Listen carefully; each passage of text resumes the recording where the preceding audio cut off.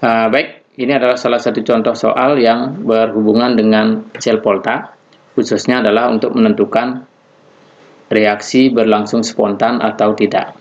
Nah, diketahui dua potensial reduksi ya dari Ni dan Cu dengan nilai N0-nya min 0,25 volt untuk Ni dan positif 0,34 volt untuk Cu. Ya. Nah, kalau soalnya seperti ini, kita tidak bisa memilih atau menentukan sendiri reaksi yang terjadi pada katoda dan anoda. Meskipun di sini kelihatan perbedaan nilai potensial reduksinya. Jadi kita acuannya adalah dari persamaan reaksi yang ada. Nah, saya tuliskan kembali persamaan reaksi yang diberikan.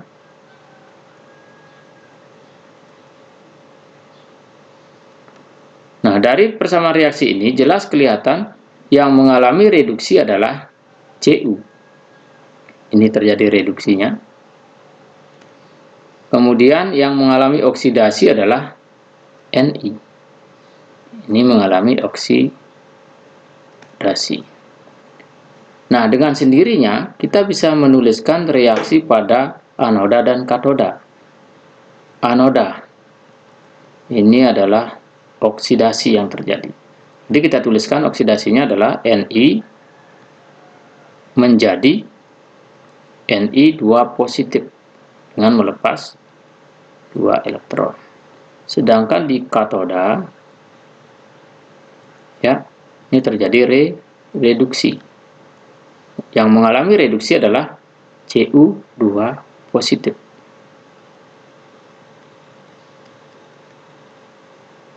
Nah, ini. Kita lengkapi dengan nilai N0-nya sekarang. Ya, kita lihat Ni. Nah, di sini diketahui potensial reduksi dari Ni2+ menjadi Ni. Sedangkan di anoda, Ni mengalami oksidasi. Nah, maka nilai N0-nya ini berubah menjadi positif. 0,25 volt. Nah, sedangkan untuk Cu, N0-nya tetap sama. Positif 0,34 volt. Ya. Nah, sehingga kita dapatkan reaksi selnya. Ya, ini elektronnya sudah sama. Nah, maka kita dapatkan reaksi selnya Ni plus Cu2 positif menghasilkan Ni2 positif Cu. Nah, di sini kita dapatkan N0 selnya. Ya. Ini kita jumlahkan menjadi positif 0,59 volt.